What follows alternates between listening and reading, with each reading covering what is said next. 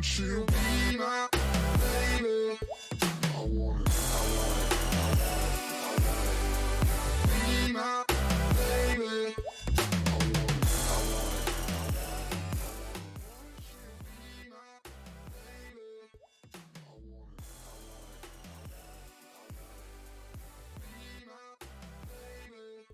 Alright, welcome everybody to Ice Rainbow Six Siege on a Friday night. How are you? I am joined by Nasparad. Hello. Tonight we have UCC Rebels A versus CIT Sprouts. It's going to be a good match.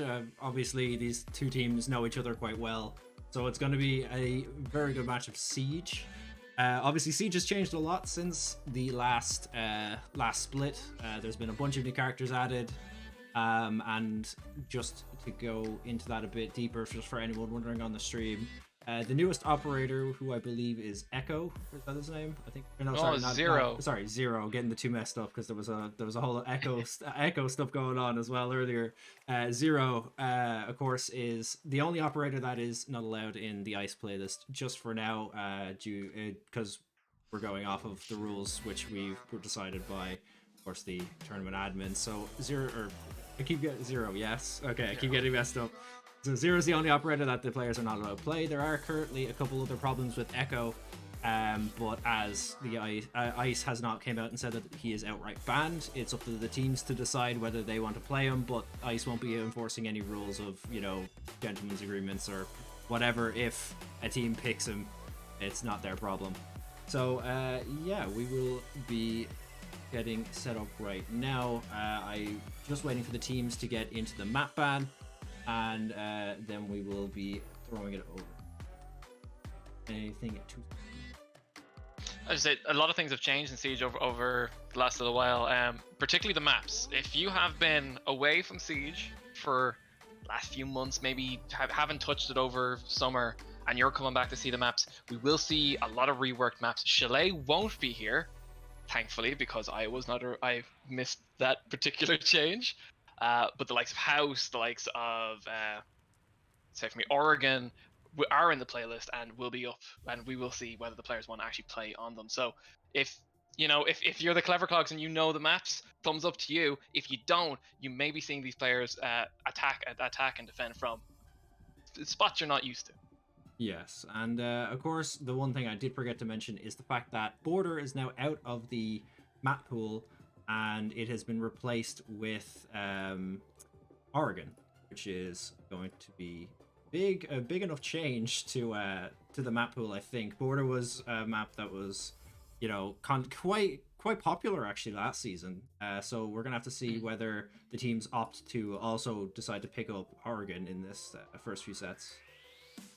My Maynooth man heart is very sad that Border was gone. I happen to know the NBA team quite liked Border, so we'll have to see what they pick up later on down the line in a few weeks when they actually when they're in the spotlight. But for now, yes, Oregon instead of Border, which is a very good chance. Oregon, a much more close quarter map as opposed to Border, so a lot more interesting stuff. Hopefully, a lot more sneaky shotgun plays and a lot more vertical positioning play, which will be interesting to see. Now we have the first few map bans coming out over here right now, so we can check these out real quick. So we have, I believe that's UCC, who have banned out Coastline as the first ban coming out. Just have to see. And CITA have also opted to ban out, I think that's Cafe. Yes, it is. That's Cafe. Not going to see the new Cafe, unfortunately. So many of these maps have been reworked since the last time I had played. Even today, I was checking out some of the changes, and there's a lot of stuff that's changed. Theme Park is going to be the second ban for UCC here as we move on. Now we'll have to see what CIT decide to go here. Are they going to leave Oregon in? It's the newest map to be added to the pool, so it's they may leave it open just to see what happens here. And Villa is going to be the last ban for CIT, so they're going to leave Oregon in. So we're going to see whether they decide to pick it up here, and we're going to see it on the first week of Siege. Consulate Club or Oregon. Now we have Clubhouse, I think, as a pick for UCC here.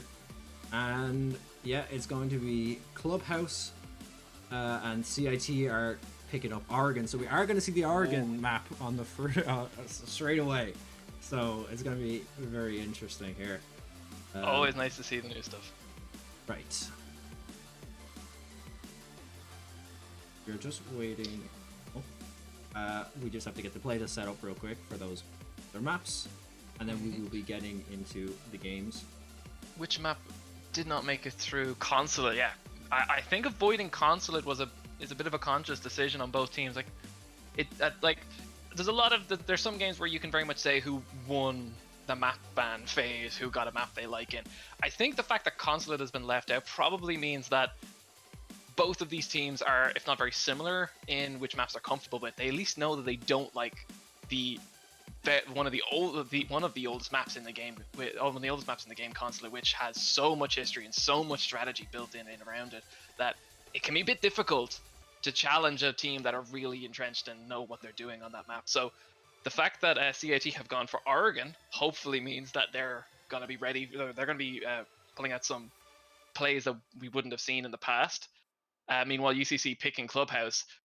Clubhouse hasn't changed too much. I believe the updated version was in our summer split, but at the same time, it's still a brilliant map. It's very dynamic. You're going to have a lot of characters moving around an awful lot. There's not going to be much static play, which is going to be really interesting to watch.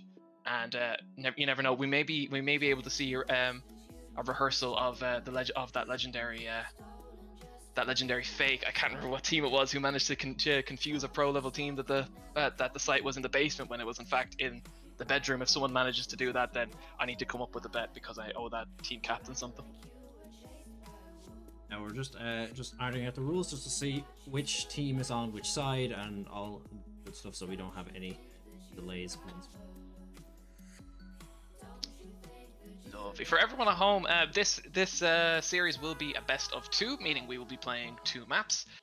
We will be playing two maps, one picked by both teams, and then the third map will be ignored. That best of three format is going to be a little bit down the line when this groups phase is over. But if you're here from a college who isn't playing right now and you're absolutely missing your team, then don't worry, they are playing. We have a bunch of games going at the moment, but time is short and there's only so many of us to go, so many casters to go around even, so they may appear next week or the week after. For now, it is CIT and UCC's turn in the spotlight, and hopefully we will have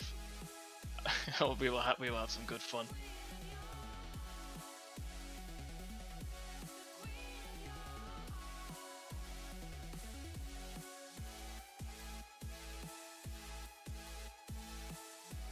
Oh, Siege.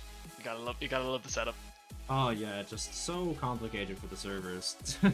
It's honestly, Siege of course still hasn't added a dedicated second spectator spot, so. But Yubi, if you are listening, we would very much appreciate it. Yeah, it would be very much appreciated if there was a second spectator slot.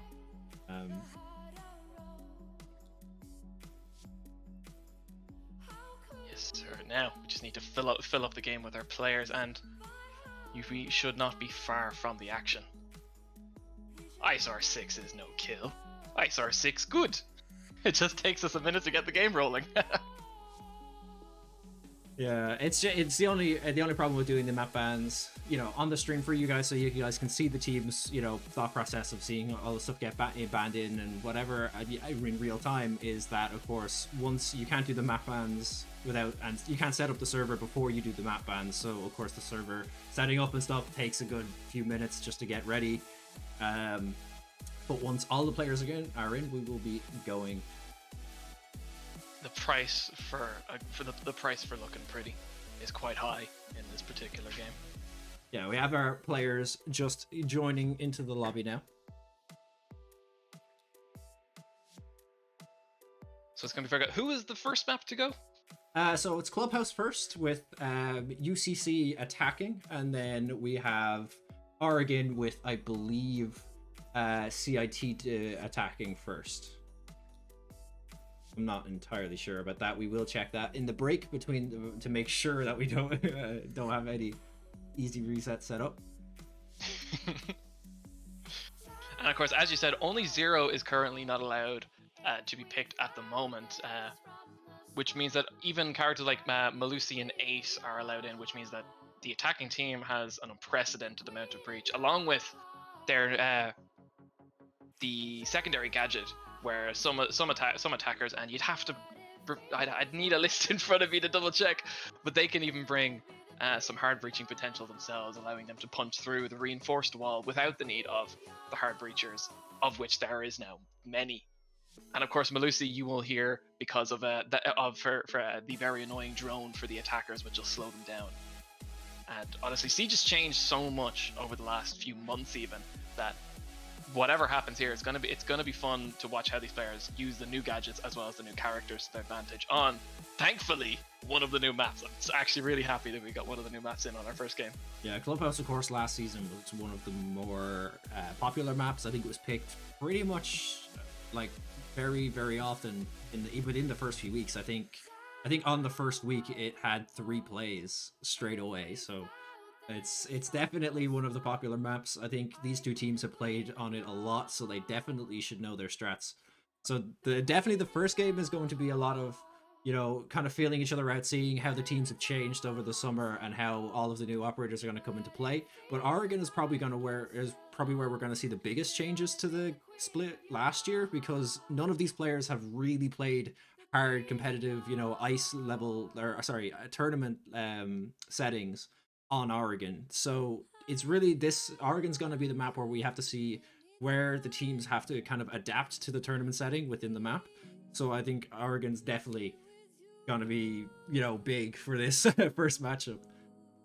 It's going to be good fun. Even running around it earlier, I could already see some very cheeky and interesting plays, and some plays that have kind of grown up around what used to be on the map and that you can now play now. I'm thinking of one of the bedroom site, the way you can now peek onto the window, which is moved slightly. And I'm sorry if this is all gibberish to you, but you can peek it from below safely, because it's now over the bathroom instead of in the middle of the corridor, which is very good fun. For any attackers, that does mean that they'd have to clear the ground floor as well on their way to pushing the top floor, which just means that we're going to be seeing much more play, a lot less standing outside of a balcony trying to plink away at defenders who get a little overeager and peak too early, which is always good to see. More gun battles, more fun. Yeah, so we're just waiting for the final player from UCC to join the lobby, and then once they're in, we will be going straight in with the first match at Siege for this season. Now, some other upcoming matches the other matches that are lined up for today, if I have it, I did, but for some reason. The other matches that were lined up for today were TUD versus, I think it's TUDA versus MU Crusaders. Then TUDB had a bye in the tournament, and then of course WIT are going against CIT's B team. So it's going to be, so some of those matches are also going to be good. Hopefully we can see, I would love to see CIT and MU hopefully on stream next week, because those are two brand new teams, players that we haven't seen before. So I think that's definitely going to be something that we're going to hope to see on the stream soon.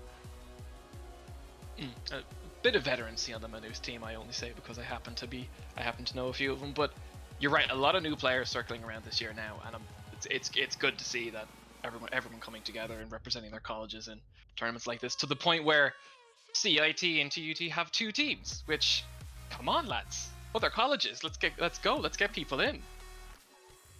If your GameStock doesn't know what is going on, then by all means let them know. Let's get teams together. Let's get more people. Let's get half the country playing Counter-Strike on a Wednesday. Let's get half the country playing Siege on a Friday. Exactly.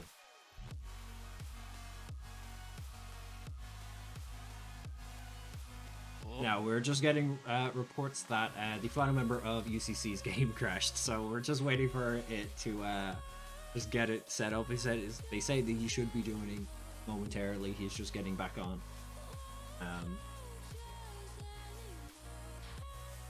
So unfortunate minor teething problems. It wouldn't be the first week of, you know, a Siege without a few teething issues. Hopefully this is it now. Okay? Yeah, hopefully. Murphy, Sod, whoever controls these things, stay away. This is it. This is our tech break for the night. No more. Hopefully. Look, hang on. I've got some wood. There we go. As long It's as you, definitely- as long as UB decides not to screw us, we'll be completely fine.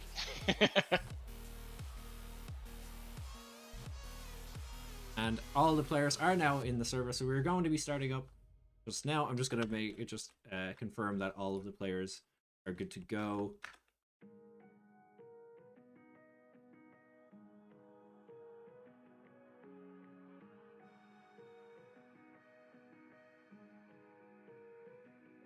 There's obviously the last thing you want is to be starting a game with one of your players currently in the bathroom or going to grab a drink. So, yep, both teams have readied up, so we are going to be starting now.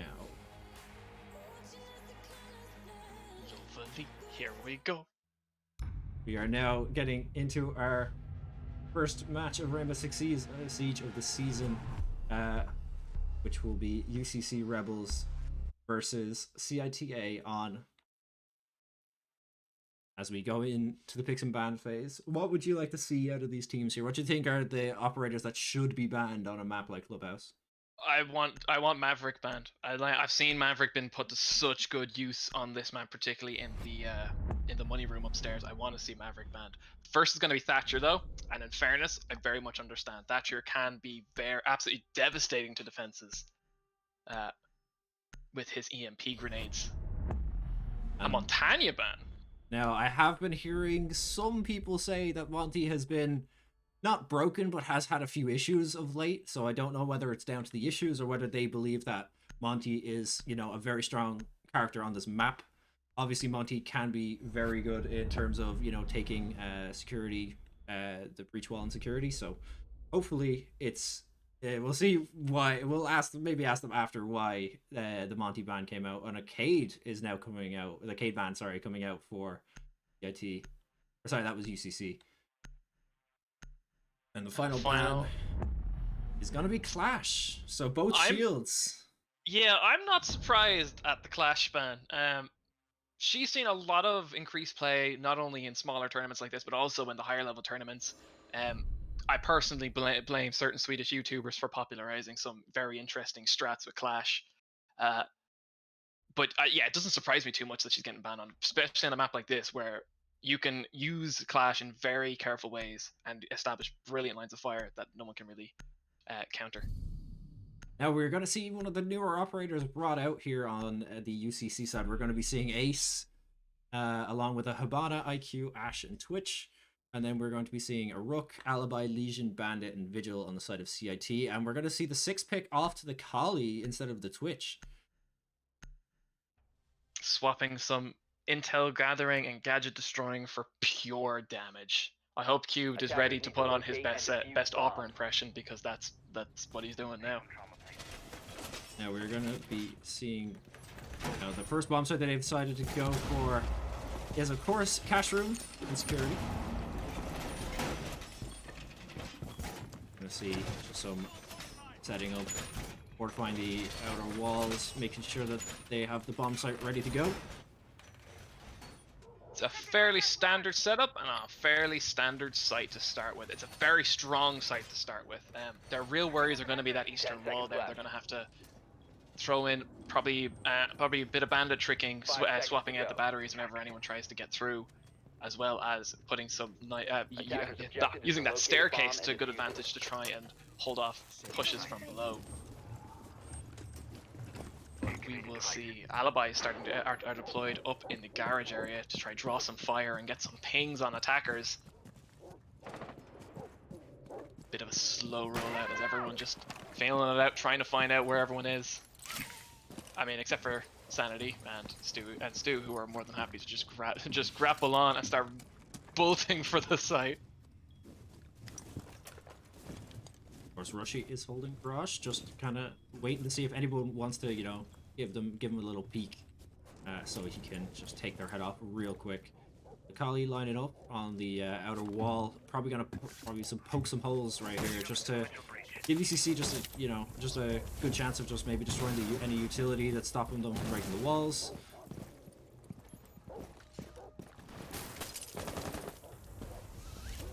A bomb is Exactly. I believe that was, if I heard that right, that was an ace. Yeah, that was Ace's gadget knocking down, making some holes, Bomb located by attackers. and Hibana as well. The plan, I kind of like this plan of opening up ports of fire as well as movement, rather than just knocking the whole wall down. Something that Ace and Hibana very much do much better than, say, Now we're going to Thermite. see Ace's gadget in use, pop it over the outer wall. Launching drone. Rushy just engaging someone outside, just trying to make sure that he holds garage. And we're going to see the first kill go down from Rick onto Frost. She was playing the alibi. Using those holes in the reinforcements to very good measure. It's been a bit of a long-range game. There's not many of UCC's team inside of the building itself, mostly playing from outside. And this is kind of what I meant. You need to be able to defend from the outside. The crossfire there, absolutely demolishing that Legion.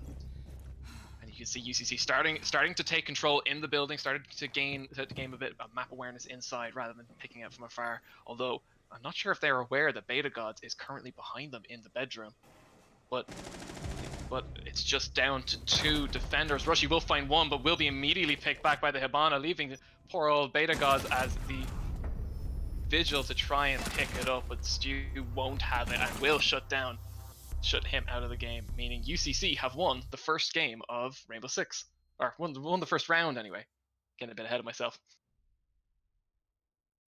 And yeah, of course, Rushy just unlucky there, trying to just peeked at the wrong time, got the back of his head taken off, or sorry, got the front of his head taken off. I've got completely messed up there.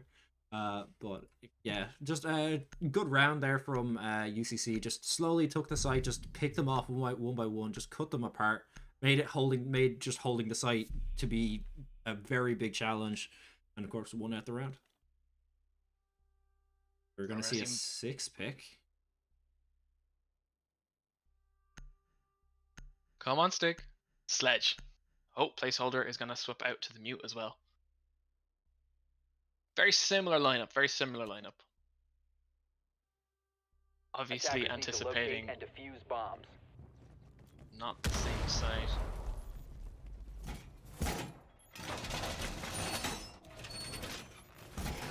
We're gonna see the same mob side out again. Very similar setup to the last one, just reinforcing the outer walls, trying to make sure that they can hold it from the outside. That outside wall, of course, being a very, very common spot for attackers to push through.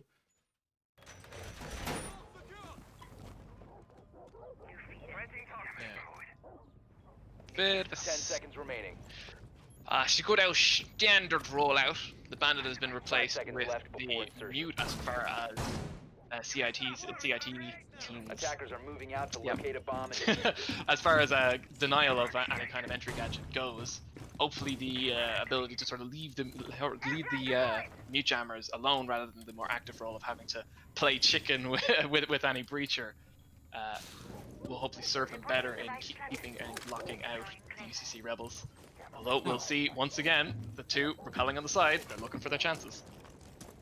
Now, the ace is going to put the hole in the wall once again, just try to, cancel it, or just open that wall up, make it very difficult for this B site to be held. But of course, his gadgets are going to get taken down by... That was actually a little bit of friendly fire there.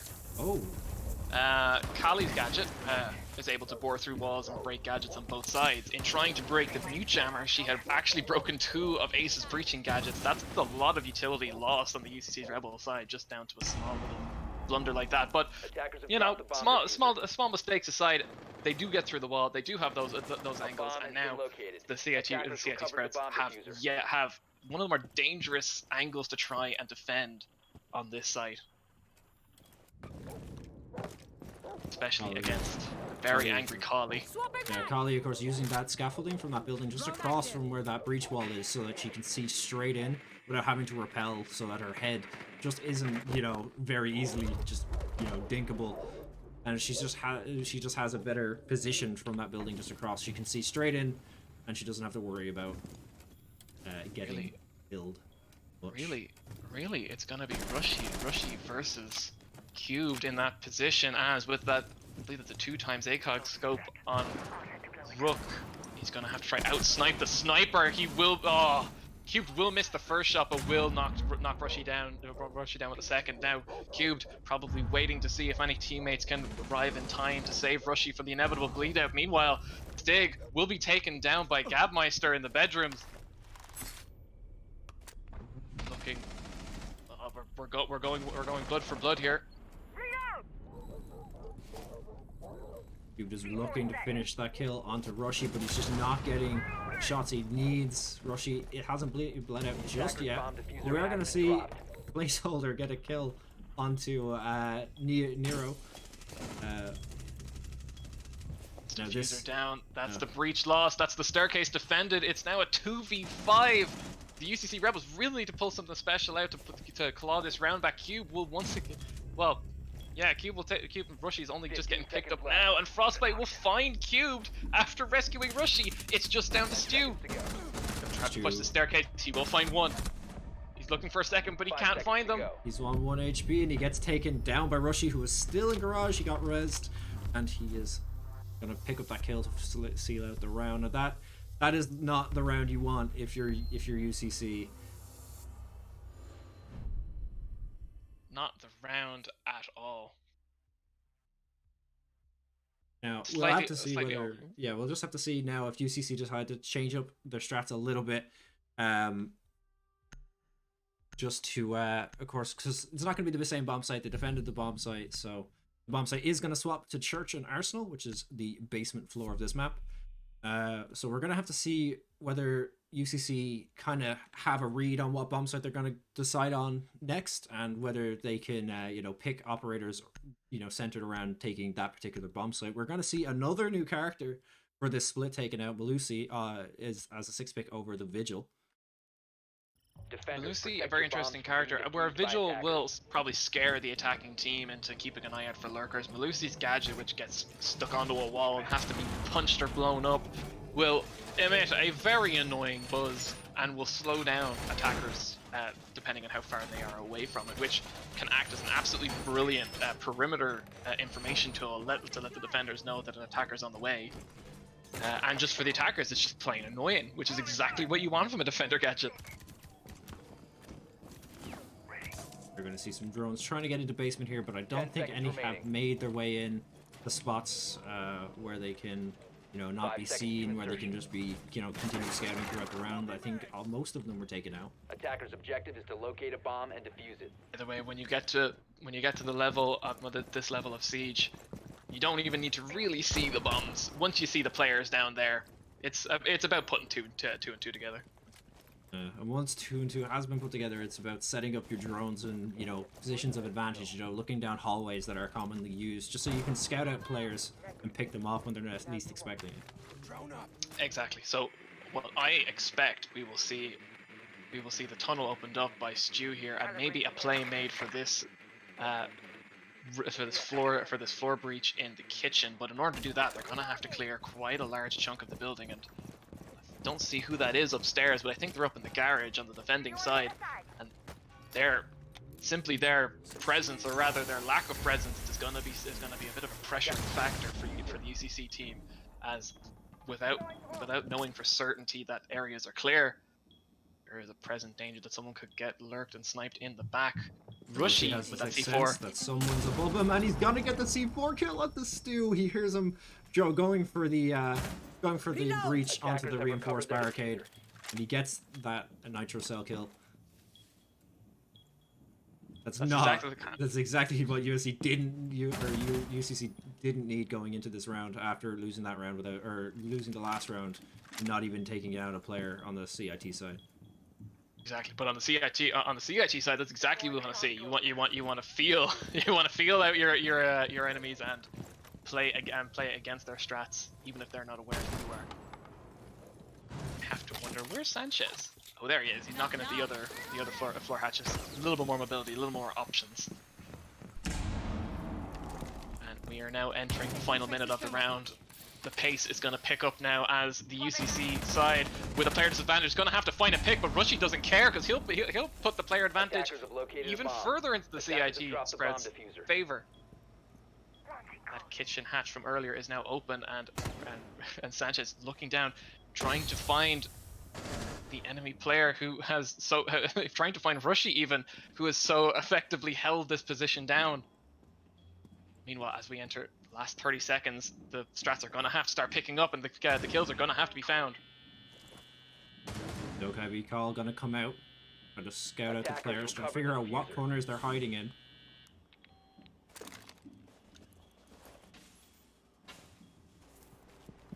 Five v 3 with 20 seconds left. UCC are gonna have to pull off something big here.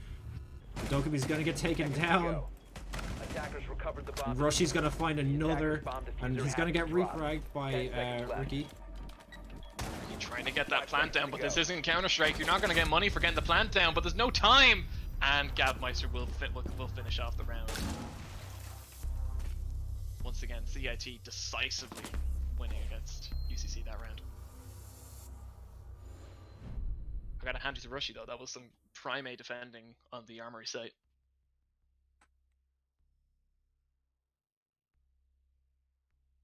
Now, of course, with that bomb site defended, it's now locked off for a few rounds. So we're gonna see gym and bedroom come out as the next bomb site for CIT.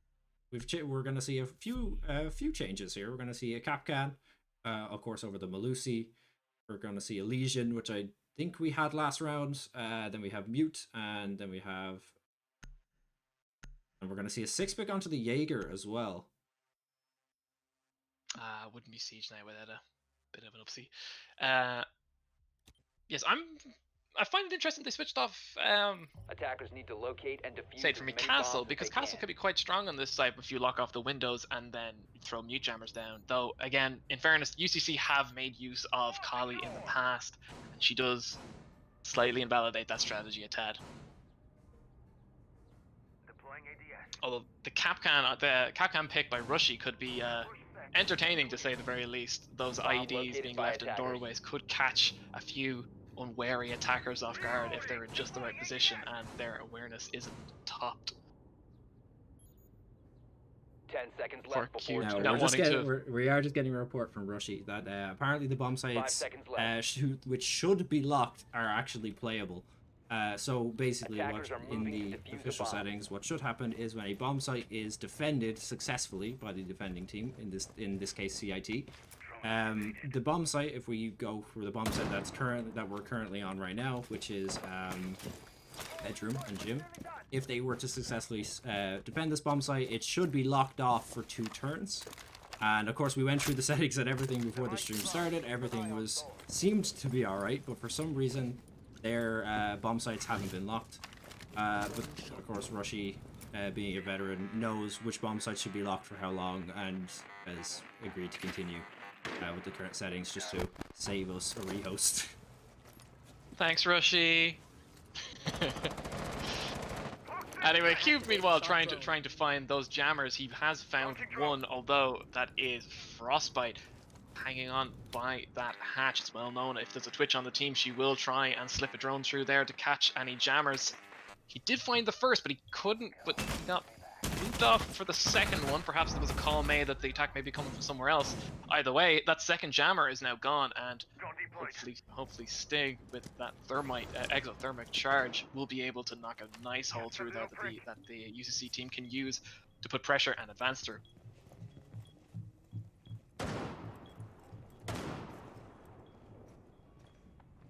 DMR on Twitch is always oh, never mind. Frostbite just going to decide that Ricky doesn't get to play this round.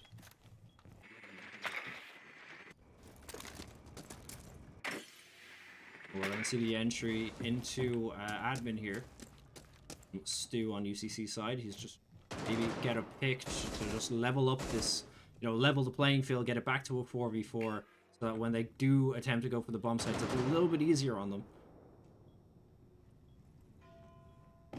Very patient play from the CIT side. No unnecessary peeking.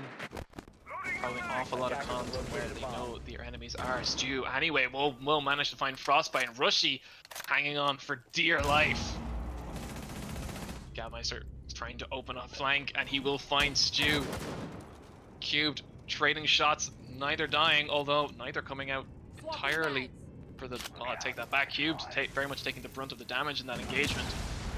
They're attempting to contest the breach. Gabmeister will find Stig and the diffuser as well.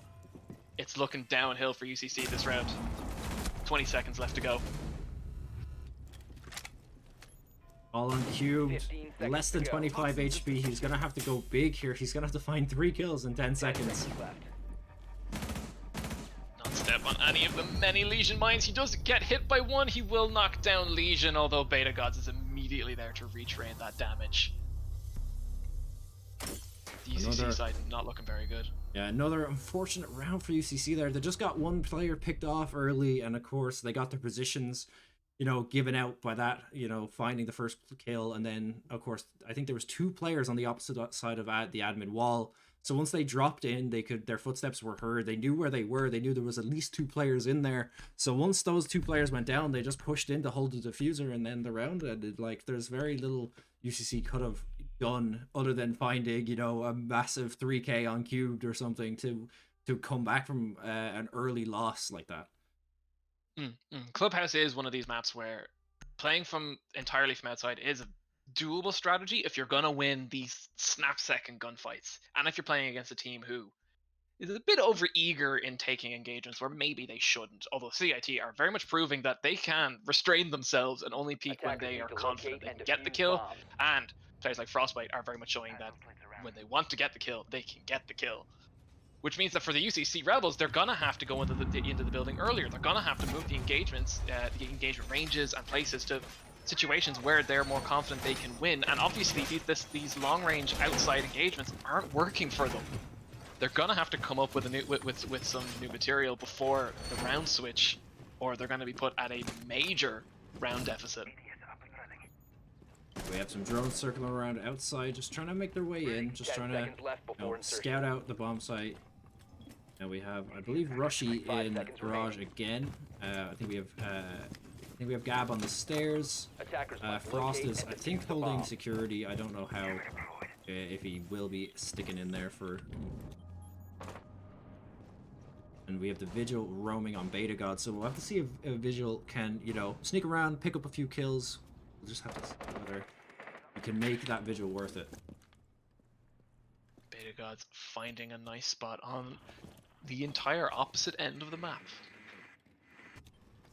Meanwhile, some minor droning still going ahead in the garage, just trying to find out where those players are and trying to see if they can get some early picks in.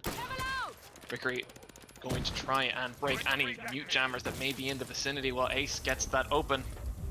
No more mistakes this time.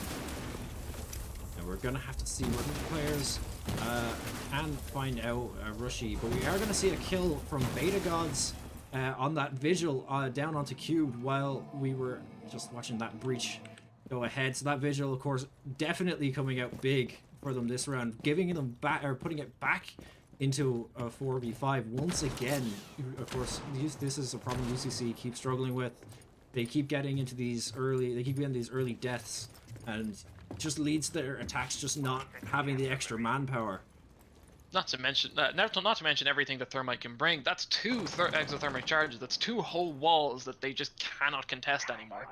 And Ace, I believe now Ace is the only person on Stew who can actually knock those walls down. He's already used 2 to breach this this server room wall, which, as good as it is, you do need to put pressure in from other sides. CIT are just gonna hide, Reloading. and that's exactly what they're doing, taking positions at the staircase and the garage. They know they don't need to contest, so they're just waiting. And Rushy has been very good at holding this garage position, very, very hard to push. He's just making sure that they cannot get up those stairs and, you know, help or, you know, stop them from pushing CCTV from another angle.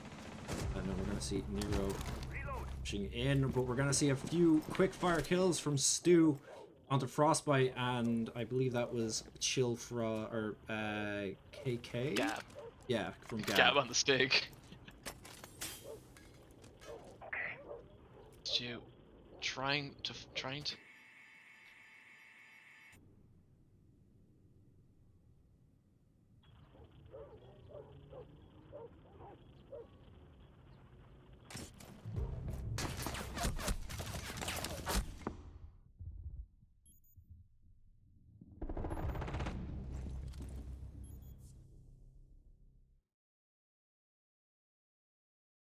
hate to see it. You hate to see it. Oh, yes, you do. I'm not entirely sure what has just happened there. We did just get kicked from the game lobby, so we will have to go to a technical break due to some, obviously, an issue being that we got kicked from the server for literally no reason. So we're going to have to rehost the game back to, I believe, the beginning of this round. I'm not entirely sure. We will check with the admins and we'll get back to you very soon.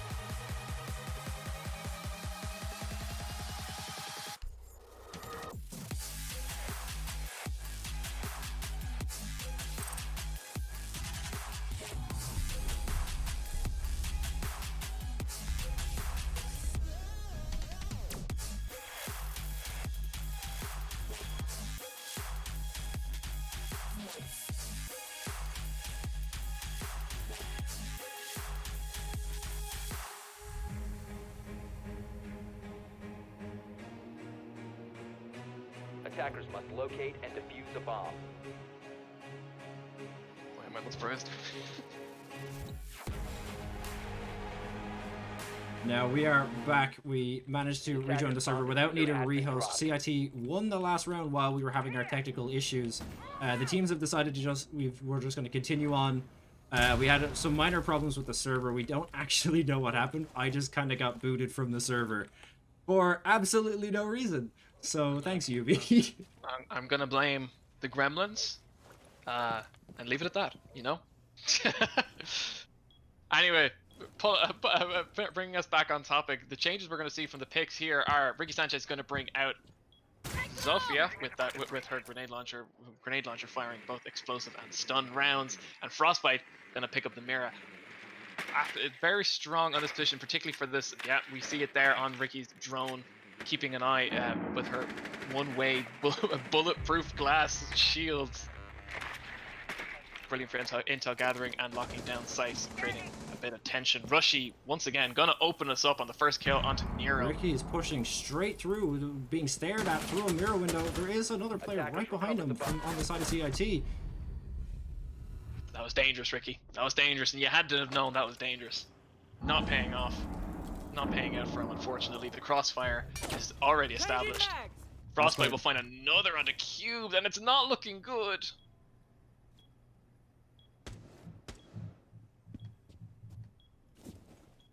Poor Steak and Stew, the only two players left on the UCC Rebels side, trying to find a pick or two, trying to make this seem like less of an impossible task.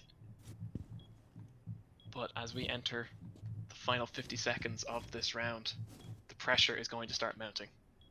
Attackers have dropped the bomb. Beta's going to find another kill before the round ends once again. And he's in another fight against the final player of UCC that's standing. KK on that IQ. Attackers He have has recovered their he has a lot of work to do if he wants to win out this round, but he's gonna get C4'd by Frostbite, who actually manages to pick up himself at the same time. The timing of the C4 was so perfect. Oh, if it was any stickier, I would have just grabbed onto his leg. Oh, that's unfortunate. But it's 5-1 now to CIT, putting UCC in the dust at the moment, and Beta God's really showing the strength of a good lurker player as we now switch sides. And I'm not gonna lie to you, Celtic. The fact that Beta is now switching on to Kali is not too much of a surprise for me. Yeah, of course he was doing some runouts earlier with that vigil, so I'm not actually surprised that he's gonna might be trying to, you know, go for some spawn peek or try to catch anyone spawn peeking, you know, or just sit back and kind of wait. So we're just gonna have to see how well he or how he decides to use this collie, whether he's gonna try to, you know, go for quick breaches and try to, Attackers you know, need to play through the locate and holes, defuse or whether he's gonna bomb. sit back and kind of just like watch for spawn peaks. It's going to be interesting to watch CIT's version of attacking them. We've seen UCC's and it was very slow and careful, and very much hoping for very much waiting for CIT to make slips that they just didn't. But will that translate better over to the defending side, where waiting is the name of the game sometimes?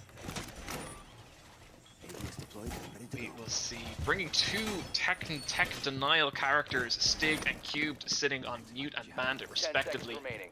You can see those mute jammers being put to use, trying to deny intel by 5 popping them seconds down remaining. beside those drone hatches, as well as prevent any kind of Attackers sneaky objective use is of to locate a gadgets. bomb and If Thatcher was Attackers here, have dropped the bomb diffuser. this would be easy, Attackers but of course have recovered Thatcher their has been diffuser. banned by the players.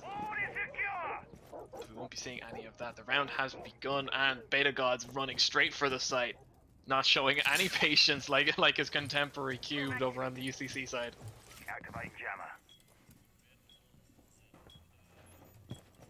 It's a much quieter start. CIT not putting the pressure onto that garage wall. Never mind. As I talk, they do. Begins. Although you will see Gapmeister starting to enter the storage closet area, and the first two kills will go the way of CIT. A claymore and a rifle, and it's already 5-2 in their favor. Drone ready. Smoke grenades will start to go down. Those toxic smoke grenades will delay the attack for a certain amount of time, and I say that because we don't even know if Smoke will survive to lay down another few. Gabmeister pushing his advantage. He knows where Stew is. He's gonna put some pressure down, but chat. The question is, will he be able to win this gunfight? Shots exchanged. Gab, not the winner, but definitely not entirely a loser. He's still up, just missing most of his health. Now we're gonna beat Nero downstairs. Maybe trying to, you know, sneak up behind them, get a free pick off that while they're not looking. Try to turn this round in their favor, and he's gonna pick up one on Rushy. That's a big frag to take down. Rushy, of course, doing loads of work on the defensive side. But Beta is gonna get that sniper shot from the collie to take down Nero into his down state, while Stu is upstairs Stu. trying to hold B on his own. Attackers Fuser is activating going to get planted, and the smokes are going to come out, but it may be too late for him. He needs to go big here, try to find 2 kills straight away before even considering a defuse. He gets the one onto placeholder. Now Gab is already quite low, so he may be able to pick up another kill. He just misses the kill onto Beta. He didn't see his arm, but he did manage to just notice it there. He saw his arm through the railing while he was aiming through that little hatch, but didn't see it. And then he's going to get picked up by Gab from outside with that Sophia. A well set up crossfire, a well executed plant, and a well planned attack strategy.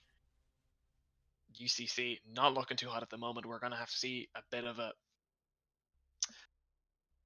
a resurgence now. Hopefully that you gotta hope that this is a bad sight for them. You gotta hope that they have a new plan and that they have some way of defending against this CIT onslaught. Of course, this being match point, one more round for CIT means we are moving to our second map, Oregon.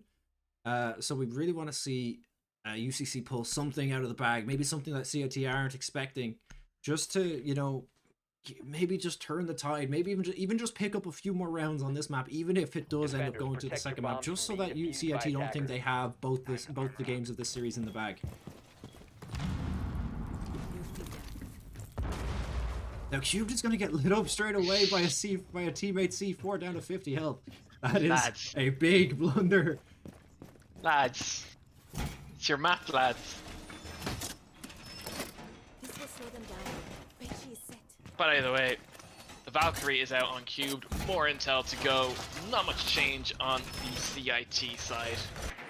If it ain't broke, do not fix it. This is something we didn't really see UCC do on their attacking side much, getting a lot of drones set up and ready, and they're not even being spotted out. So these drones are just going to go uncontested. I mean, if they have full sight into garage, which I think that's maybe where they're thinking of going. It almost doesn't matter where the drones are. If they have the knowledge on where the players are, then they already have too much knowledge. The attacker's bomb diffuser has been Beta goes dropped. going for a very cheeky kill under there. He's gonna pop a claymore. That this is probably the claymore that detonated the previous round. There's just enough space under that thing to catch a defender passing by. Vedigot's playing in a very open spot here. Decides to fall down, but you know, with that wall breaking open, it's not some place you want to be standing with a sniper with only one shot in it. Bomb located by attackers. That's a good kill for Ricky Sanchez. He's low, but the trade was good. Zofia out of the round. Finally, a round starting off with UCC in favor of the man advantage. Of course, two members of UCC are down below 50 HP. It's not the best round they could possibly have, but KK is gonna get a kill onto Beta out through, I believe, the reinforced wall, and that now this round is really starting to go in favor of UCC. It's looking good. It's looking good. If they can keep this up, we may have a couple more rounds. And you know, pray if you're from UCC, give them your energy, because they're gonna need help to pull off a miraculous 5-win streak to bring us to a draw. Placeholder is gonna start closing the jaws of defeat on the UCC team. He will take out Stew, and Rushy will find cubed. But Stig is there trying to find the shots. He can't land them. And Placeholder will find a second. It's now a 2v3. Can Nero and Sanchez hold off the attack? A minute left. They're gonna have to go big here. Nero is gonna find a kill onto Rushy to bring it back down to a 2v2. Attackers have located a bomb. Drones are going. They know where they are. Bomb diffuser. And Ricky is gonna find the kill onto, I believe that Sanchez. was, yeah. So and now Sanchez is down too, so it's a 1v1 full HP Nero versus Placeholder. And the bomb, interesting, the diffuser even, because this isn't Counter-Strike, remember, is down on that external breach. Valkyrie cam out being used, maybe when it didn't have to be, revealing itself to Placeholder, but probably long enough for them to notice that the diffuser is not in Placeholder's possession. It's now up to Placeholder's 25 seconds left in the round. He's going to have to take this gunfight or get that diffuser down. He does Attackers not have know recovered where their Nero diffuser. is. The diffuser now in his possession. 15 seconds back. left. He is going Grenade to to nade him scare out, Nero and away. it is going to miss. But Nero now has to decide whether he's going to stop the defuse, 5 or seconds if left. Attackers and the active. bomb does go down, and Nero is going to get taken down by Placeholder. That is going to be map 1. It's go play by Placeholder. Nero a little too hesitant to charge Placeholder in that position. There was time left on the clock. It may have been a feint, but it wasn't. And with that, CIT walk away with the first map of our Rainbow Six series. And much to the dismay of UCC, if I'm right, that was their map pick. I do believe that was UCC's map pick. We may be able to just check real quick if we go back to this scene here. I do believe, yeah, that was UCC's map pick.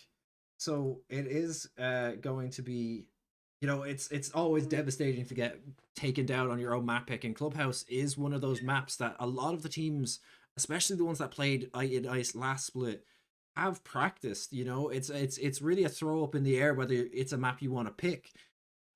So yeah, it just didn't go their way, and we're gonna have to see if they can, if you know, Oregon being a new map that no teams have played in a tournament setting, maybe they can drum up a win just to bring it back to a 1-1 split in this best of 2. Exactly. But we are going to throw it over to a break. We will be back in about 5 minutes for the second map, Oregon, with, I believe, CIT starting on attack side, but we will be checking that during the break just to make sure everything is ready. And yeah, we'll see you guys in a few minutes.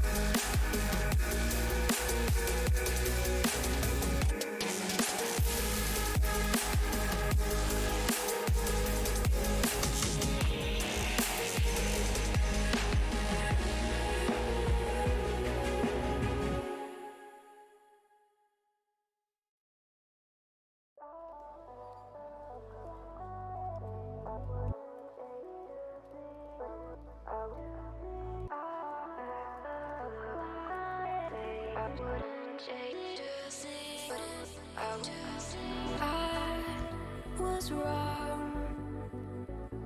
It creeps on back through color glass. Through color glass. I'll paint out the sun again to say I wouldn't change a thing. I wouldn't change a thing.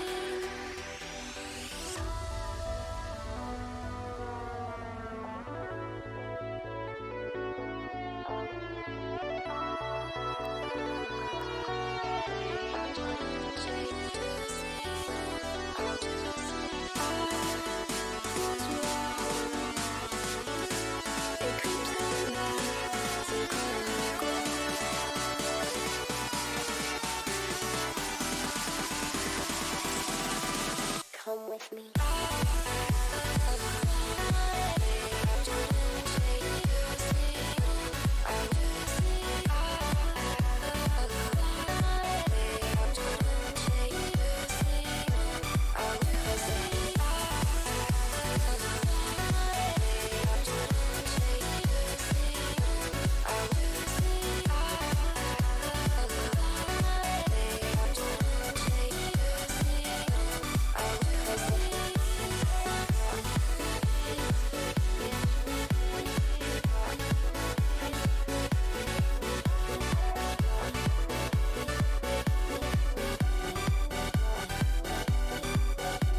I'll paint out the sun again to say I wouldn't change a thing. I wouldn't change a thing.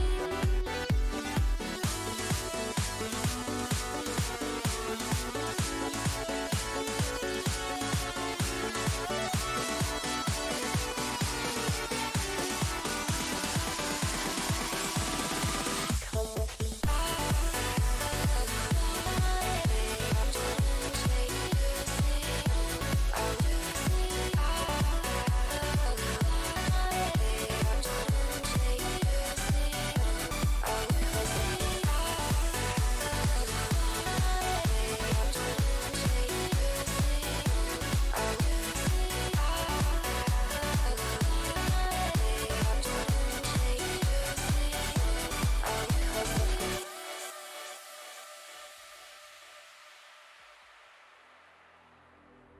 I'm here once again,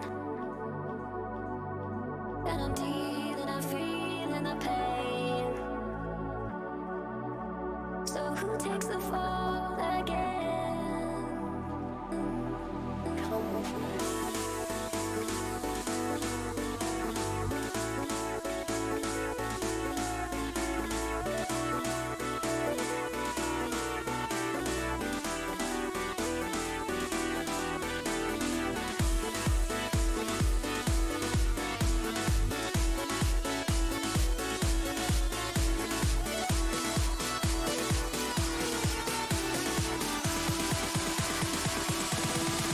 Come with me.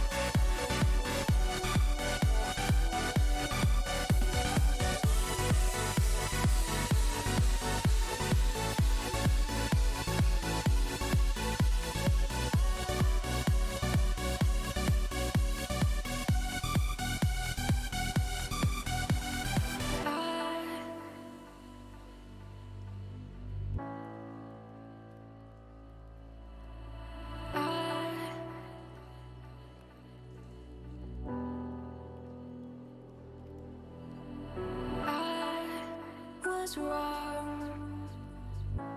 It creeps on back through color glass.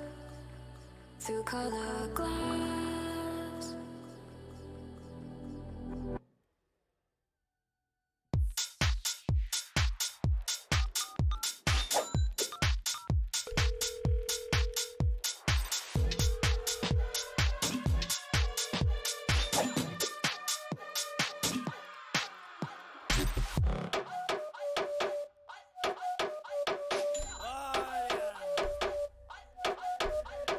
Gente dança, ninguém fala. É isso toda noite. Gente dança, ninguém fala.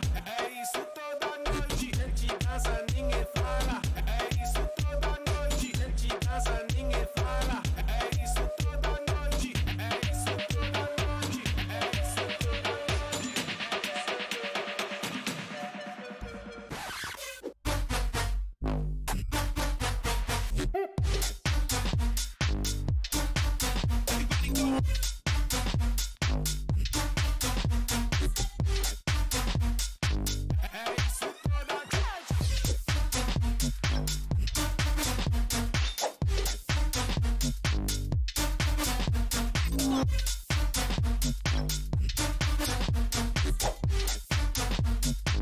É isso toda noite. Gente dança, ninguém fala. Gente dança, ninguém fala.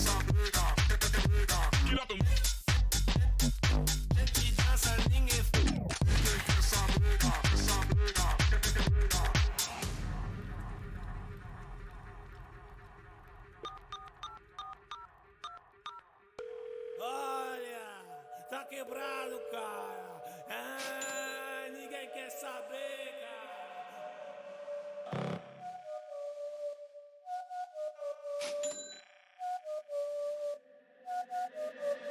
Gente dança, ninguém fala. É isso toda noite. Gente dança, ninguém fala. É isso toda noite. É isso toda noite. É isso toda noite. É isso toda noite.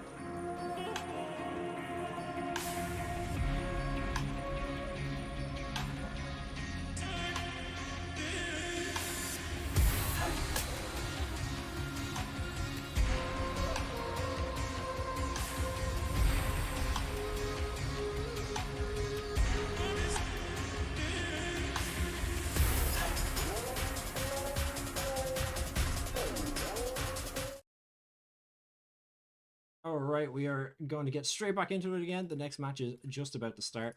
As now moving on to Oregon with CIT is the attacking side. I just had to confirm during the break they are. Straight in to map 2. Of course, CIT picking up the first map, which was Clubhouse for anyone that is just joining us. Fan face. And picking it up very, very decisively. A 7-1 victory is not what you want to see out of your A team on the first week of the tournament, definitely. Hopefully, fortunes reverse on this map. The first ban from CIT going to be Thatcher. Very standard. Thatcher is very powerful, breaking any gadget. Well, most gadgets. You don't want him. He complicates strategies. Out the door. Monty ban coming straight back out again on the some CIT. So CIT would just must not want to have to bother with the Monty. They'd rather fight some of the more annoying characters and just leave Monty out of it, just so they can, you know, not have to worry about throwing C4s and throwing nades over a shield to get rid of him, or, you know, flanking around him. That's gonna come out as their ban once again, and they're gonna also take out the Clash. So the CIT just don't want shields. No shields in their server. Don't like shield? No shield, thanks. If you get shot, you should go down. And their confidence that no one will pick Blitz is probably the only reason they don't try to go for a third ban. Very quick ban coming out as well. They're banning the Mirror. Of course, Mirror was played last round by CIT quite successfully, so the Mirror ban coming out to make sure that they don't get those advantageous positions once again.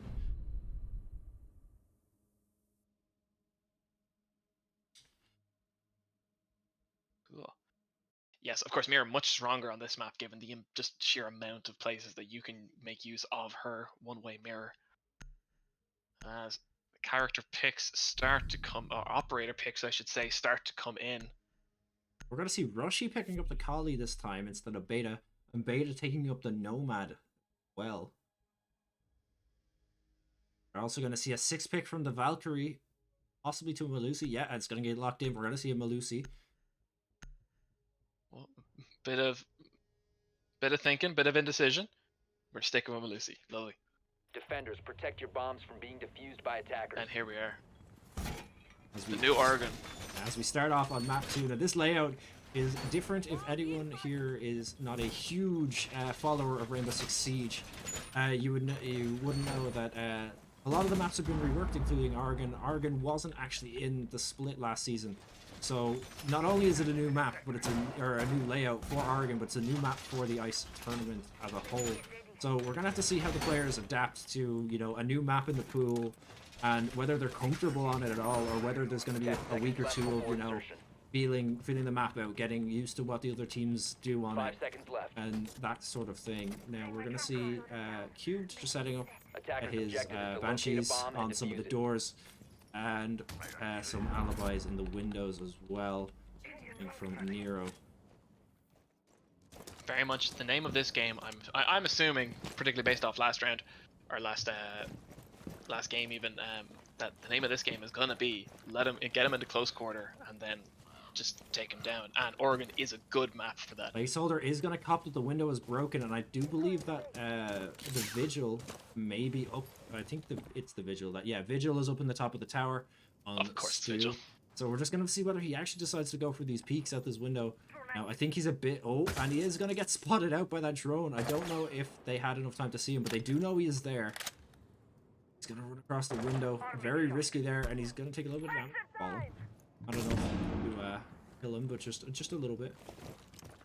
No, it's a very smart choice coming out straight away from CIT to clear this clear tower. Tower is obviously a very contested point. But we're going to see 2 kills on Beta Gods and Stu coming out from Rushy, and Stu actually got refragged by Rushy just as he got a kill on Beta Gods.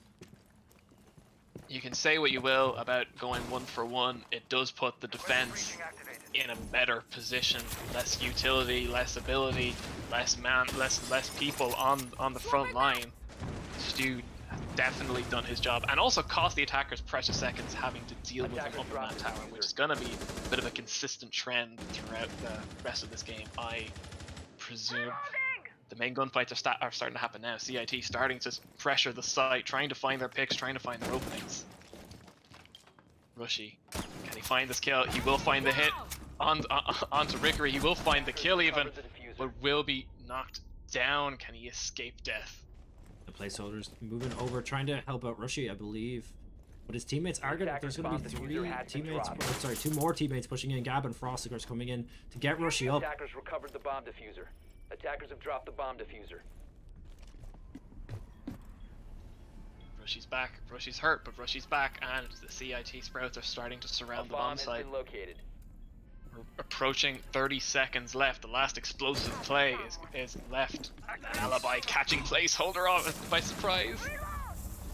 In the position of him and possibly his teammates as well.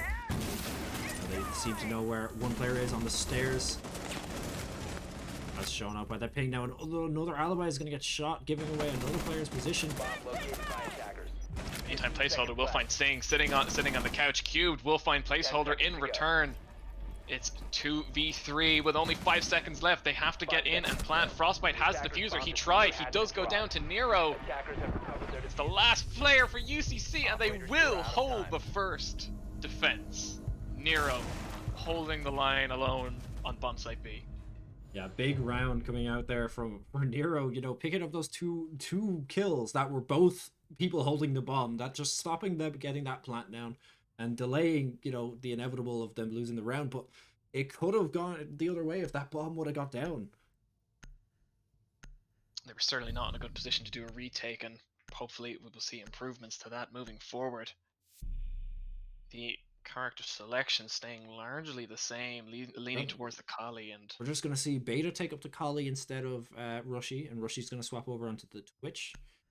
And most of the defenders are staying the same. We're not seeing I think there was a Jaeger on the team last time. I think we're seeing Attackers need to locate and He's defuse a as many smoke bombs as they believe. can. yes, which makes sense if, yeah, we're in the basement. The game of the basement is don't let him come down the staircase or so help me God. And that those toxic babes that Smoke has in his pocket are very good at that. Although you will notice if you are not a regular to Siege, that there is now entirely 2 entire new flanks on that B bomb site. One to the east there, leading into the construction area, and one to the west, which comes out near the kitchen, which just complicates the defense of this site even further. 10 seconds to go. Of course, as we saw in the first game, there 5 was a seconds to insertion. brief issue with the rounds of the defenders being on the sites. Sorry. Locate and defuse The the setting bomb. has been Attackers has have been dropped the fixed, bomb diffuser. and we won't have that Attackers have issue recovered their diffuser. now of the players just trying to have to be honorable and not picking the same bomb site. Breeze. Although praise to them, no problems were had beyond our realization that there was a problem. Frostbite, placeholder, and Gab very wary of what may lay beyond, and they are right to be.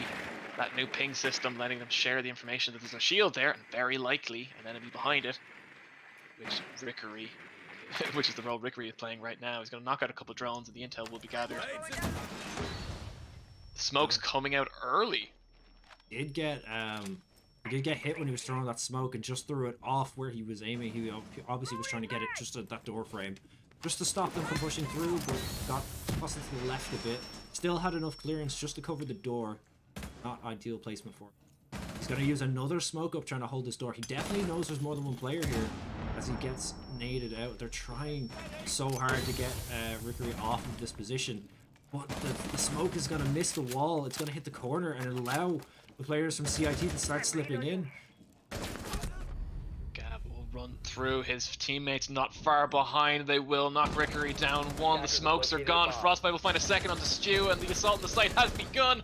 Rushy and placeholder finding the others. It's just Nero left. And Nero's going to fall very quickly after to Rushy. Brilliant round from CIT there, just waiting for the smokes to be wasted. Pushed in right past them and just ran straight onto site, killing everyone as they walked through.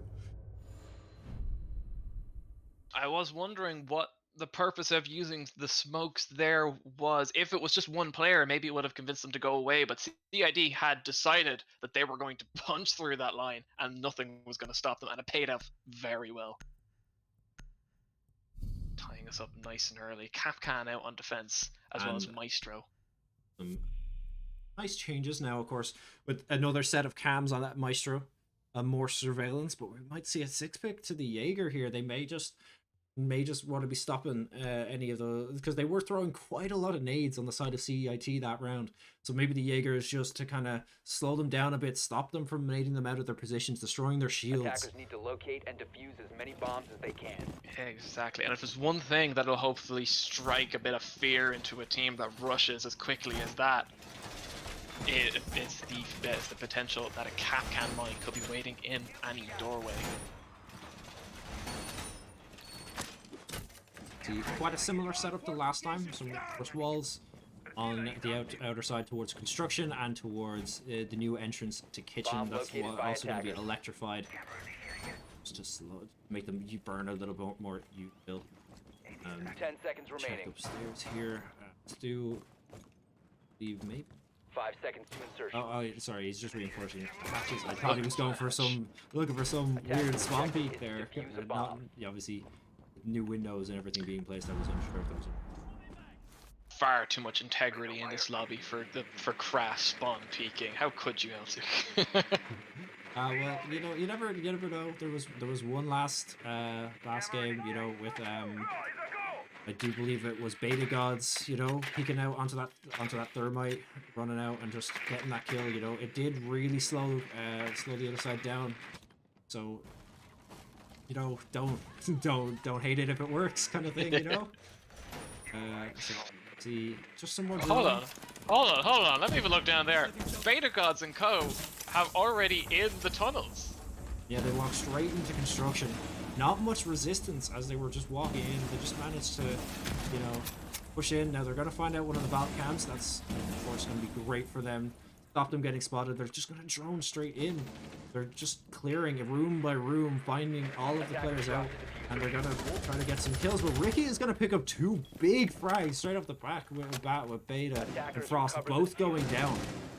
I do believe that's... is that kitchen side, I believe? Or is that... No, sorry, that's the construction side reinforced wall. And he spots the Valk through the wall and manages to take down what are you Gabus really doing? well. A bomb has been That's located. much better. Fragging them back and clawing the player advantage to the UCC side. He knows the player is on that staircase. You can hear the barbed wire being hit. He managed to get the frag and he Yeah. finds the 4th kill. He's on for the ace with Rushy left, or sorry, not Rushy left, placeholder left in construction. He knows where he is. He has the corner watch, but Rushy is actually going to walk, or sorry, Rushy's going to find a kill onto Nero with a claymore. You hate to see it. Well, I mean, you love to see it if you're rushing. You hate to see it if you're on the defending side. Though the player advantage still in the UCC side's favor. If I'm placeholder, I'm very happy that claymore was placed altogether, lowering it from a 3v1 to a 2v1. Now, can we see Ricky get this ace here? But the nade's going to come out from placeholder, push him back, buy him some more time. He does have the diffuser, so he just needs to get on, find a pick maybe, and get the bomb down, or look for these 2 kills. But he is going to get picked out by Cube, who, of course, is on that Maestro. Very, very big round from Ricky there, going big to find those 2 early kills, and then the Zofia through the wall. If there's anything that Ricky can be upset about that round, it's that his team didn't just sit by and let him get the ace. But look, there'll be time for aces later when they're in the finals, because that's another round and a round lead for the UCC side. Something they really do need at this point in the game, and it's good to see them coming back strong. Now,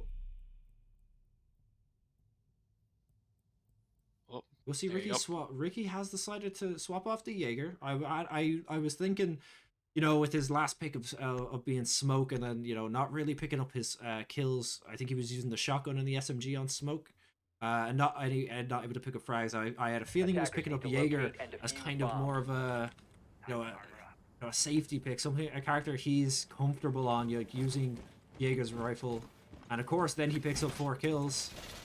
and and yeah, exactly. And then he is, I think, you know, got his confidence back a little bit, and now he's swapped off the Jaeger, gave it to KK, while he goes onto the Cade. We'll see if he's able to do the same on Cade. You know, pick up a few frags, and make it worth his while. But I definitely think Jaeger may be one of his you know, safety picks. 10 seconds to go. He's not the only 5 person to seconds think, I've had a bad game, I'm playing Jaeger, I'm just gonna nuke half the enemy team, and then, you know, then I'll feel better, and then I'll pick a character who might be a little bit more difficult. But we'll see if some of these picks play out, especially that pick on the Kapkan. I do love seeing characters like Kapkan because they're just, I'm not going to say rare, but it can be a little bit funny to see, to hear an explosion from halfway across the map and then see the kill feed let you know that you did a good job pressing middle mouse button 10 minutes ago. Yeah, of course, Kapkan at, you know, a high level of play can be, you know, a risky pick. You know, when most players would clear doorways before they push through, but there are certain situations where, you know, you can't check every single doorway before you run through it, and it's those times, you know, when you're late into a round, you have to go for a plant, and you have to run onto the bomb site, you run through 2 Kapkan traps, and you get down, and you lose a round to it. Like, it is something that if you're not aware of where they are and you don't pick them off early and, you know, keep track of how many you've destroyed, it can come back to bite you. So Great Rushy now, intel coming in there. spot him out, but can't seem to just find that out. But he does get rid of the electrification on that wall, so it's going to allow his teammates to start pushing through there. You can hear the barbed wire being put down, but can't really do anything about it. So we see Stu get taken out by Frostbite on the side of CIT. Just they opened a hole in the wall, and as he was trying to re-electrify that wall, that Rushy, you know, so kindly opened up for him, he was just taken out by from the top of that tower. Great angle there from Frostbite. It shows the power of Ace in the fact that he doesn't actually need to knock down the entire wall like, say, Thatcher does there in order to really change the flow of the level. Just that one line caused by the fact that Bandit can't throw everything down at once that enabled the CIT side to get that opening kill. Beta Gods following that up with a kill on the Nero and a hard push continuing. They will be dropped by the Kaid. Unfortunately, Beta after that first fight was quite low, so just catching a bullet there, just gonna take him out. Oh, cubed a little bit early on that nitro cell. Attackers dropped the diffuser. Attackers recovered the diffuser. Attackers have located a What's bomb. going on now?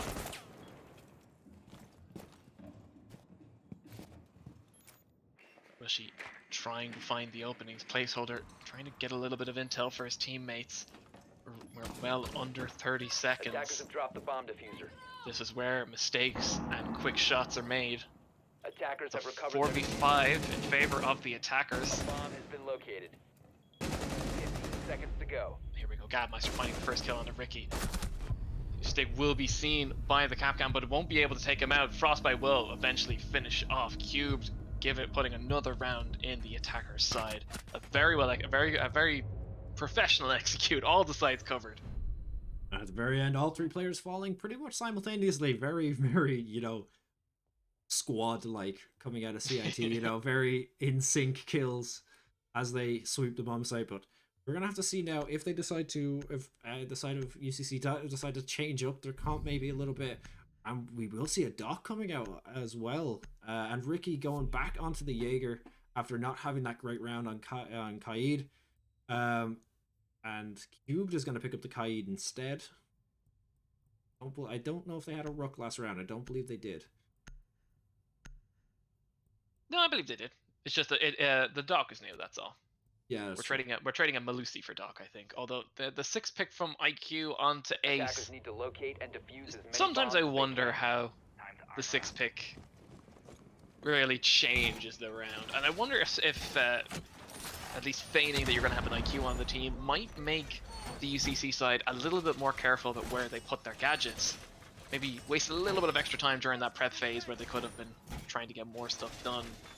Might be able to give the CIT a bit of a shock and awe tactic when they come along with the Attackers have 2 hard located a bomb. breachers, Ace and Thermite, but it remains to be seen.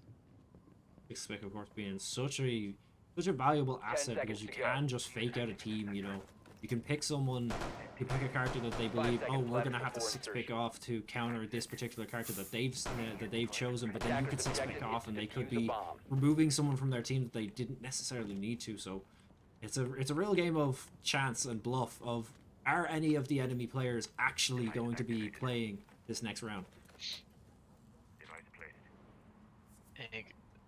Attackers have dropped the bomb diffuser. Attackers Bit of recovered shuffling bomb with the diffuser. A little game of I don't want it, I don't want it. But Gab gonna be trying to look for kills in that bedroom, in that bedroom position. Placeholder as well. Trying to check out the early spots. Make sure that no one is getting, that their party isn't going to be ruined by any flankers. Frostbite, of course, checking the tower, making sure that there's no non-existent vigil hiding up there. Rushy is pushing in very quick here. He did get spotted out on a cam, so they do know that he is inside. They're trying to find him out. They do believe a player is over to the tower, but I don't actually a player. So they're kind of wasting a little bit of time, but it is still safe. Just clear it out. Make sure there's not a player lurking. It is a gorgeous crossfire. Unfortunately, it's containing no one, as Doc Stew is on the other end of the map, and that, I wonder if that's who they're afraid of, but it's just a waste of time until they realize that no one is there and that they need to keep pushing. Stew finding the flank. Beta Gods will, however, find Cubed in the meantime. Rushy will find Stew lurking, and that's not what you want from the UCC side. It's now 5v3, and only though, well, I say only those on site. Someone else has rotated downstairs as well. A bomb has been located.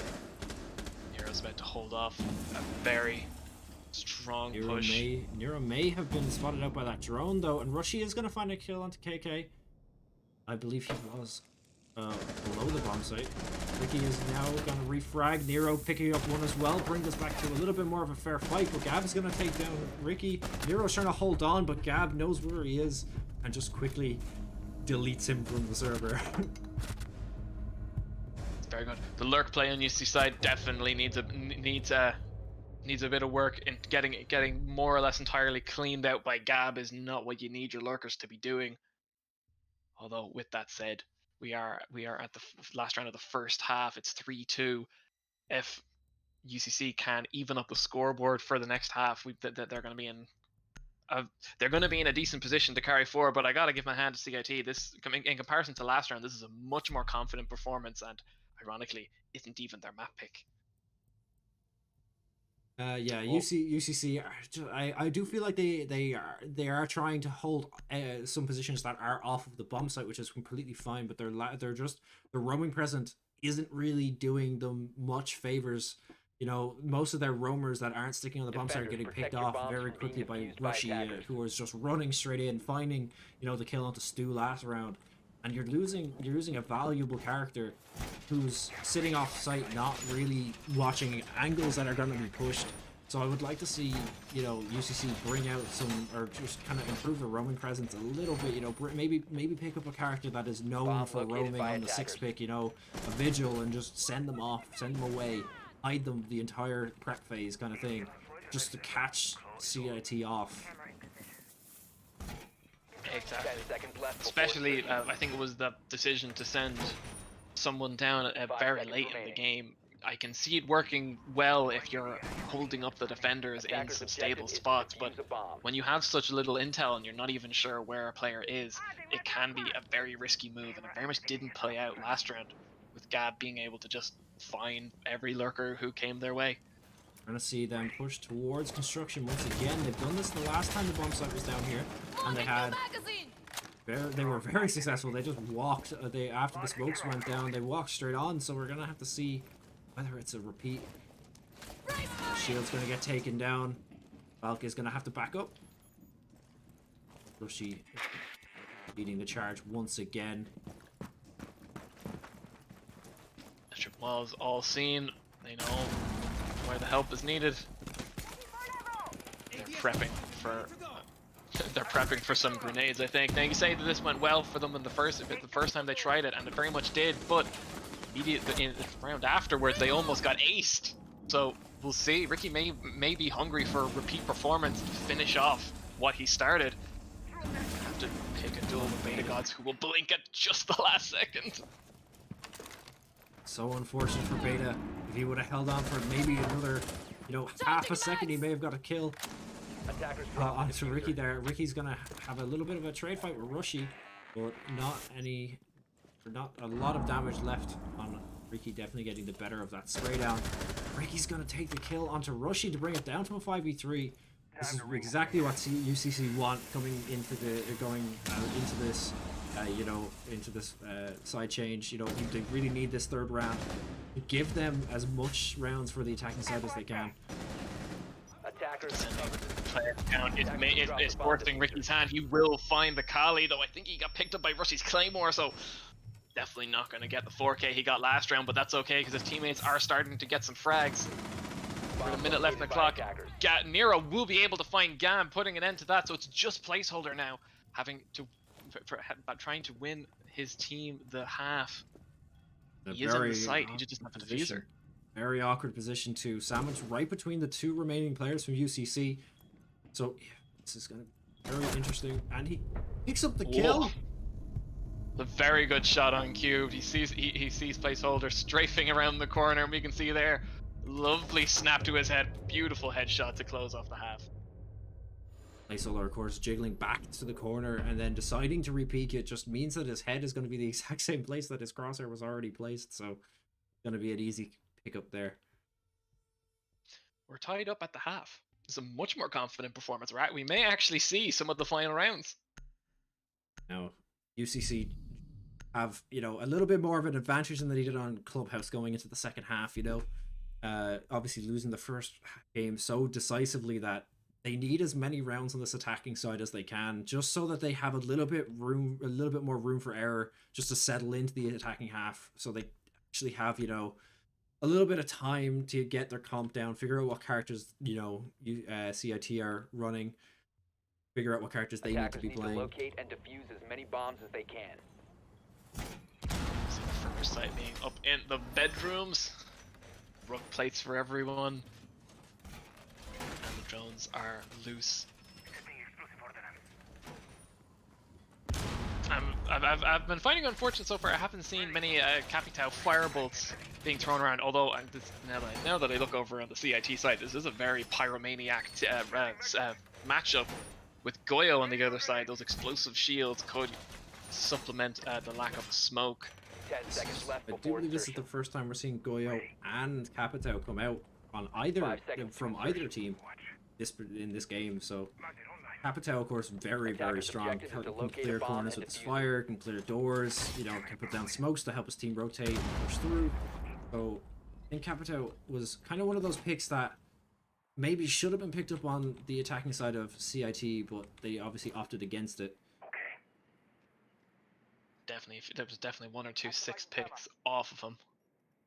Maybe to put the fear and the fire in him. Those wavy bars on the top and bottom of the screen telling Stu that there is a vigil nearby, although that interference telling him that Mute has successfully eaten his drone.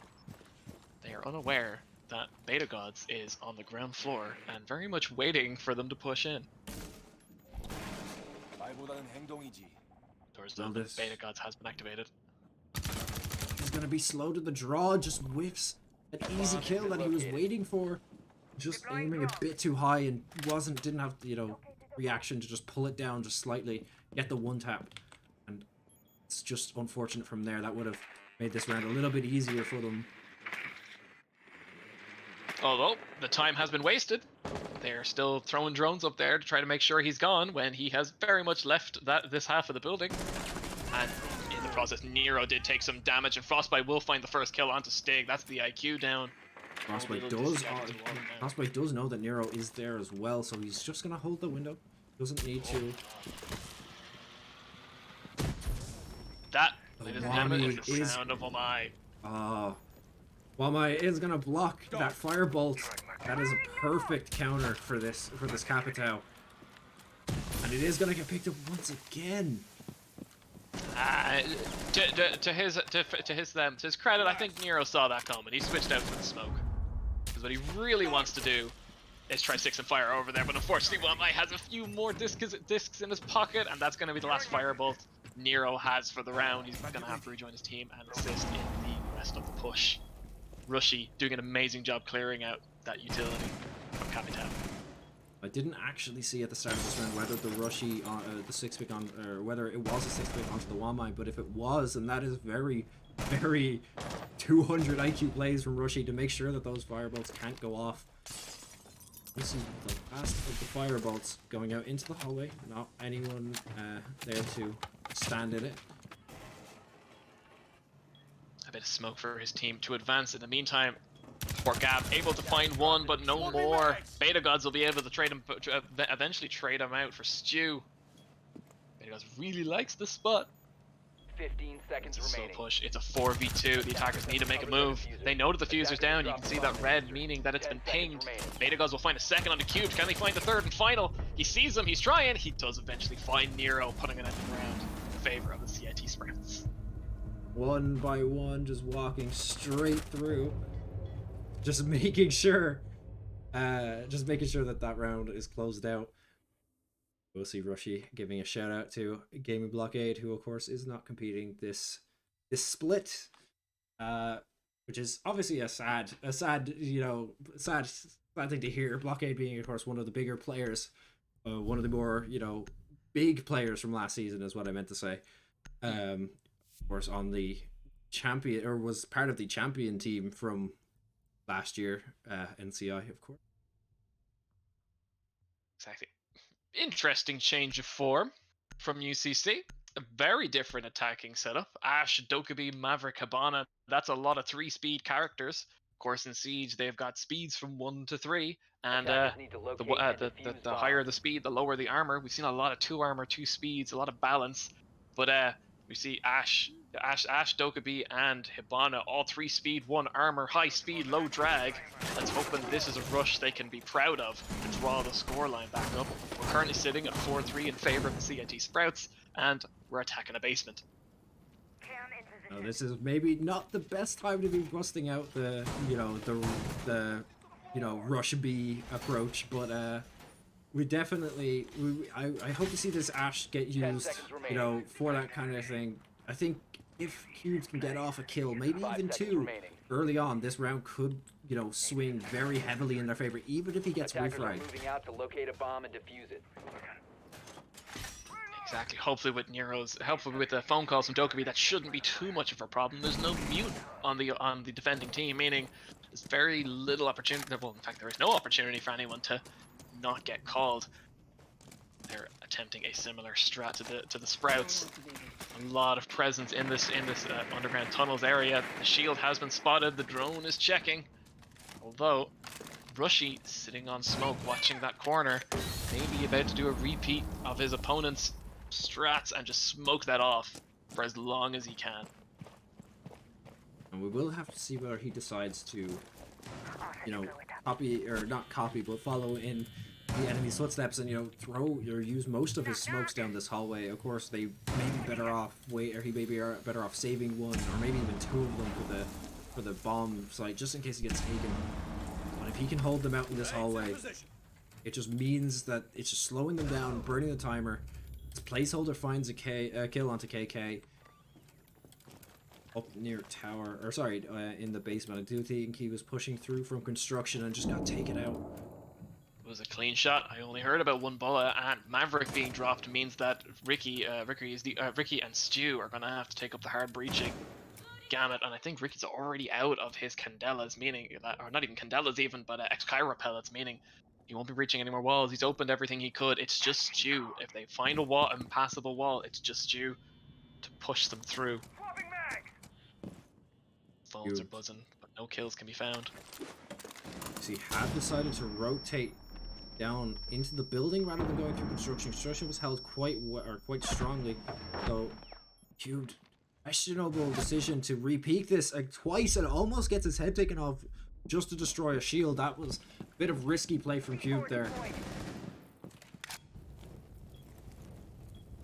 It is a Goyo shield, however, so it is going to push the defenders away from that position, though I doubt they'd want to stand there much longer without something to protect their face. Gab is checking the tunnel, but they're long gone. Placeholder will find his second onto Ricky. Attackers drop the diffuser. Frostbite will find Stew. It's a 5v2. The diffuser is not in a good spot. Frostbite will find another onto Nero. It's just cubed. Got very little health. He's got very little time. He's got no utility, and now he's dead from beta. Flawless round for the CIT Spirits. No, as we're not in match point just yet. We're 2 rounds away. CIT can just manage to wrap up this game. They'll be happy taking their two games and walking into week 2 very even more confident than they are already. But UCC really need to turn this game around now. They need to, pick something, maybe change the comp around, do something that, CIT maybe haven't prepared for, maybe aren't sure what they're going to use, I don't know, Maru coming out, but it is going to be a 6-pick. I kind of saw that coming, to be honest. Yeah, if you're gonna I feel like if you're going to be 6-picking from a character, you might want to pick something a little bit more, that you Good. not even good, that you can just bait a bit more, Pick someone with a really good util, even if you're gonna swap off into something else, just so that you may bait out a 6-pick on the enemy squad, and maybe just put yourself in a bit of a more favorable position. My condescending comments are not to besmirch any of the Amaru mains out there. I just haven't seen much Amaru play, to be honest. If you have good clips, I'm sure I would love to see.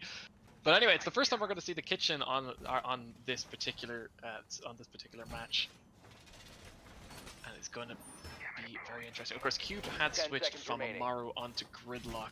Those basically road 5 seconds spikes, remaining. hopefully going to calm down any lurking rotations that Attackers Co- are moving well, to defuse a bomb. have been costing them time and resources. Beta gods on Vigil already starting to run around. Thank God no one brought a Jacko.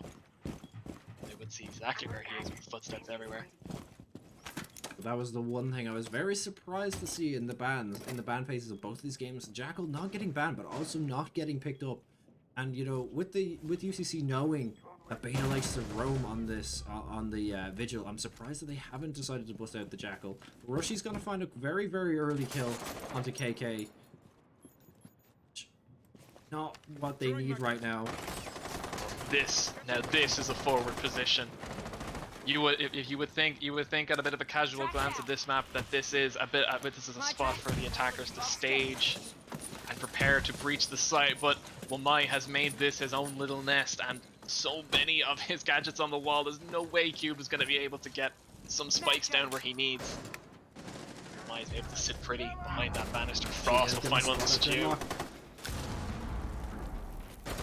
Rushy is gonna spot out Cube and not find the kill though, as he decides that it's safer for him to fall back for now. Cube is still kind of hunting him a little bit, decides to fall back.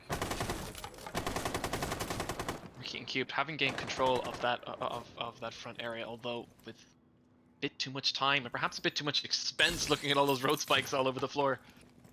It may Not only that, but prove they've to be also worth lost it. 2 players. Exactly, it may not prove to be worth it. Ricky, he knows someone's there. He's trying to hold the position down. You can't watch it all day. Deciding the vertical play might be the best option, knowing that there is someone there. Doesn't swing wide enough to see Gab, and Gab is going to pick up a kill. He may get refragged here, Drop the bomb but he diffuser. isn't going to get refragged, and he's going to get picked up by Frostbite. A bit too much greed there. He saw the player go down. He thought this is my chance to put one on the board, but yeah. Nero will refrag onto Frostbite though and start and begin Attackers the have recovered process their of diffuser. clawing this round back from the jaws of CIT. Although we're pushing 30 seconds now, Nero, you're gonna have to start making plays and make them fast. A lot of decisions going through Nero's head right now. He has a lot to play, but he flicks his head for less than a second, and Gab manages to just snap it off. At holographic sight, basically blocking Gab from his vision entirely.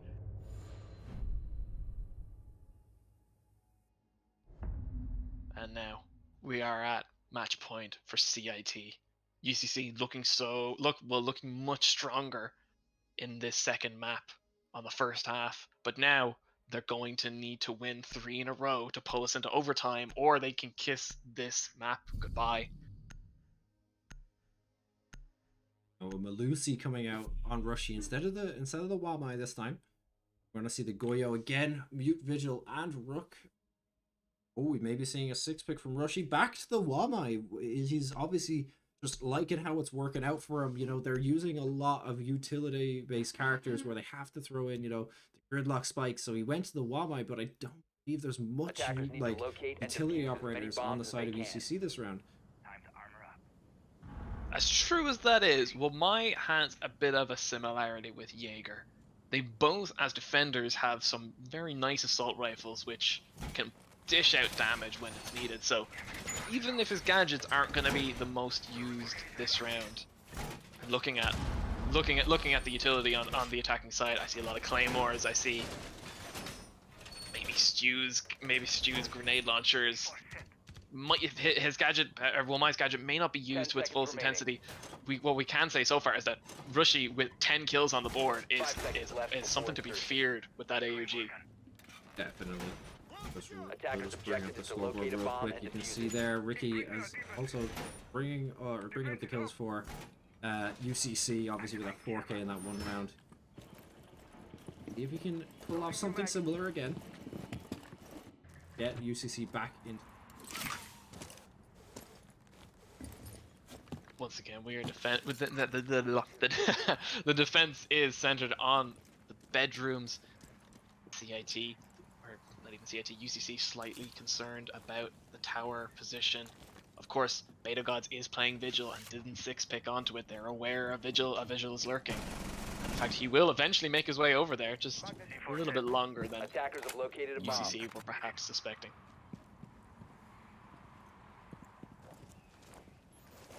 First peaks are out. Stig looking for a player defending this window, not finding any.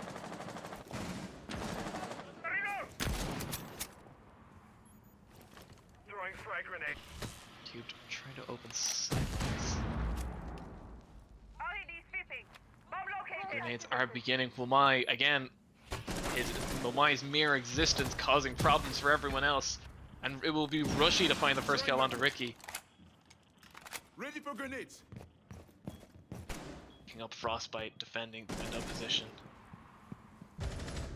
Now Stu is going to get the refrag on the placeholder. That's good, trying to get them back into this round. Now, Frostbite has actually been downed as well as Beta. Bit of a scuffed melee duel. And of course, Beta, not honoring the melee duel, decides to just put a bullet in him instead, make it maybe even a guaranteed Attackers have dropped the bomb diffuser. round. Attackers As we recovered have the Rook diffuser. still down on the bomb site. Just not clear enough for CIT to be able to go for the The res. attacker's bomb diffuser has been dropped. Beta will risk it. Attackers recovered the bomb There's diffuser. no frag or anything coming out because from the UCC side, just a bit too much of the too many claymores and not enough nades. You know, not able to pick up that down. And of course, with the Pro League settings, you can't even tell if you down someone because there are no points. Cubed attempting to go for shots, not finding any, and once again, as the clock runs down and the pressure begins to be put on UCC to start making plays, start to get worried. Gabmeister will find Nero. Cubed will try to breach, but he will be taken down. And it's all on Stig, KK Stig, to try and find a 4K to continue this round, but it won't happen. Beta Gods more than happy to show KK Stig what how to finish up a round. Of course, I think he was trying to back up there, but didn't realize there was a table behind him and walked straight into it. Couldn't back up, got his head taken off. That is going to be map 2 to CIT Sprouts. GG's are out. Well played all round. 2-0. 2 maps. Yeah, 2-0 in the first week. With 2 big wins as well. Of course, UCC being one of the, you know, one of the higher ranking teams from last season.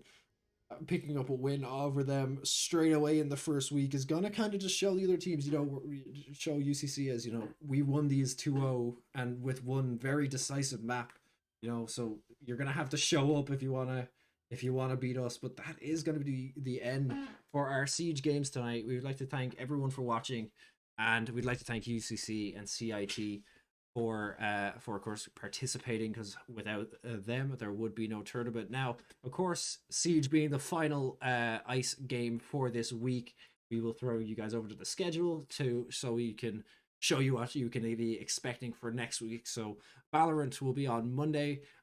We obviously hopefully will have that ready to go for you guys. Obviously Valorant will skip to this week. But then we will have more Rocket League on Tuesday, CSGO on Wednesday, League of Legends on Thursday, and of course back with some more Siege on Friday. That's going to be all for us tonight. Anything last to say, Nasparad? There was a decisive win this week. We'll see what happens next week and the week after, because it's definitely not over for UCC, and I think they know that. So if you've enjoyed today, if you've enjoyed any of the week prior, come back next week and shout on your college, whether they're on stream or not, because they're going to need all the help they can get. Of course, make sure to follow the ICE Twitch channel if you don't want to miss any of the content going on next week. But from ICE, I have been Heltic. I've been Nasparad. And we will see you guys next week.